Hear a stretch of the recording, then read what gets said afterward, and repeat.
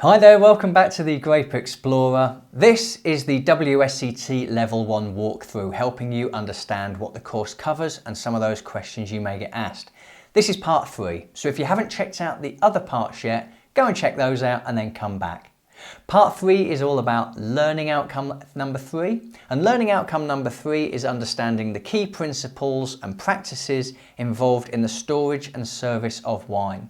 So now we're getting into almost the role of a sommelier, being in a restaurant serving wine, some of the processes you need to follow, as well as being able to understand food and drink, safe storage of wines, responsibility around wines. This one's a pretty broad topic. Learning outcome number 3 covers 20% of the final exam, so that is only 6 questions.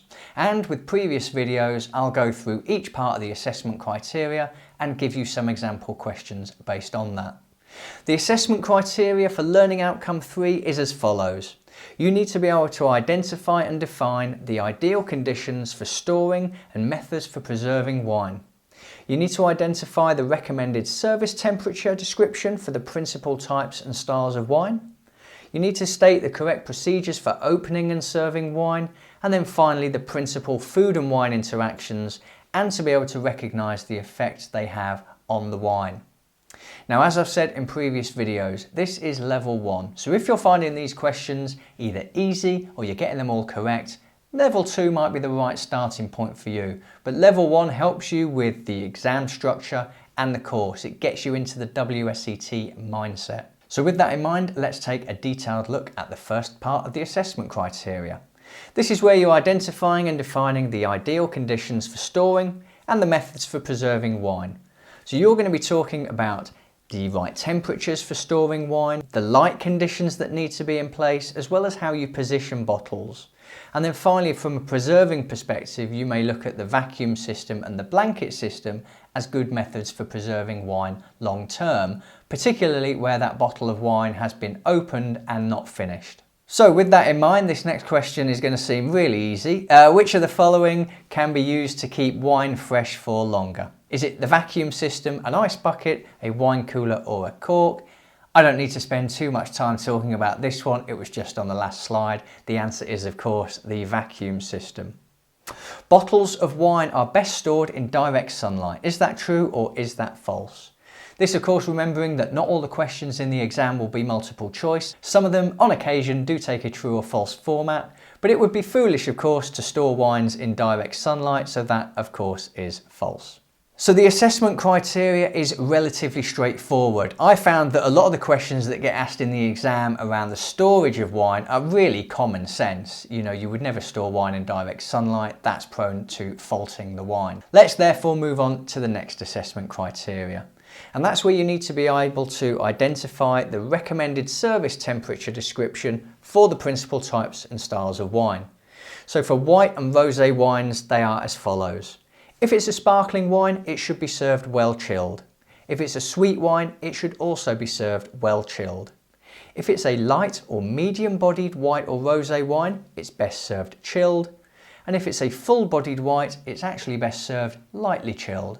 And then for red wines, for medium and full bodied reds, we're talking about room temperature. And then for light bodied reds, we're talking about lightly chilled.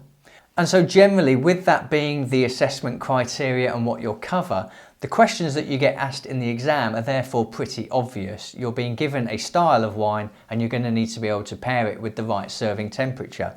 It does sound as simple as that, and that is really the case for when it comes to the exam.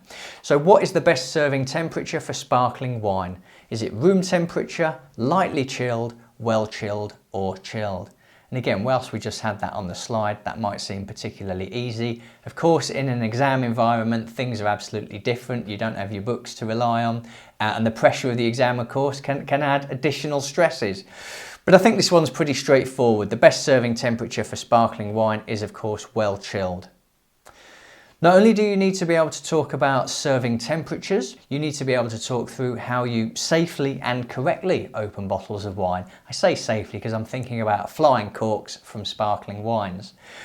But as part of the assessment criteria for opening a still wine or a sparkling wine, you'll cover how you do that. And then for serving wine, like I say, slight sommelier element to this one. You'll be talking about different glassware, checks on the appearance and the nose of the wine. Of course, we don't want to be serving any faulty wines. So let's think about opening a bottle. Let's focus on sparkling wines. When opening a bottle of champagne, what should be removed first?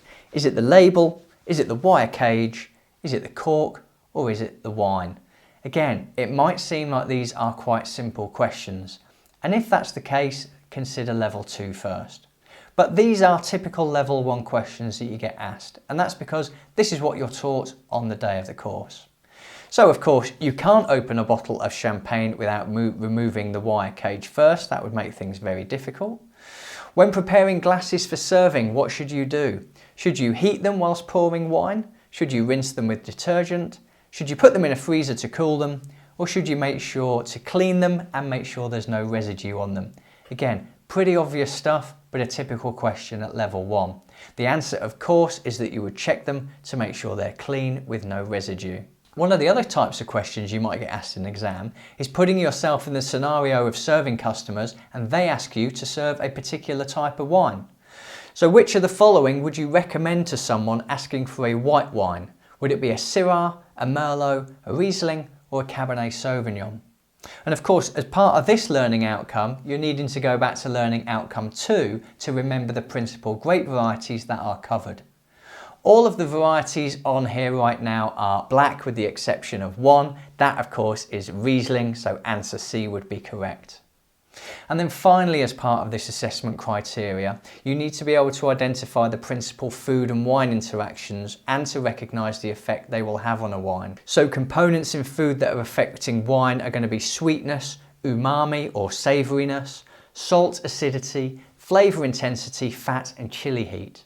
And then the components in wine that are affected by food are sweetness, acidity, bitterness from things like tannin and oak, fruitiness and alcohol. Now level 2 also covers food and wine interactions and pairings, and that's why I think level 1 is actually a really great course with which to base your first studies. You get that grounding, you go into level 2 quite confident that you've done food and wine pairings already. I'm not going to go into each food and wine pairing today. I do have a video on food and wine pairings I recommend you watch. That will help your learning further, but we will do some example questions for you. So sweet food makes a dry wine taste what? Is it more acidic and less fruity? More acidic and more fruity? Less acidic and less fruity? Or less acidic and more fruity? These are exact examples of what you will get in the exam. I pretty much guarantee you will get a question along these lines. Sweet food is going to make your wine taste more acidic and less fruity. Salt in food can make a wine taste what? Is it more acidic and less bitter? More acidic and more bitter? Less acidic and less bitter? Or less acidic and more bitter? Again, get used to what food does to a wine and how wine complements different foods. Study that, remember it. I got given a little sort of card that had all the different interactions on it, committed it to memory, was comfortable in the exam, and I would urge you to do the same. The answer in the case of salt in food making a wine taste what is less acidic and less bitter. So that brings to a conclusion learning outcome 3, and it brings to a conclusion this short series of the WSET Level 1 walkthrough. As always, I'm more than happy to address any comments, concerns or help that you need, and you can do that in the comments section below. But I hope this series has proven useful, not only for level 1, but perhaps also to give you some food for thought about joining immediately at level 2. Best wishes for anyone taking the exam. I'm the Grape Explorer. I look forward to seeing you again soon. Cheers.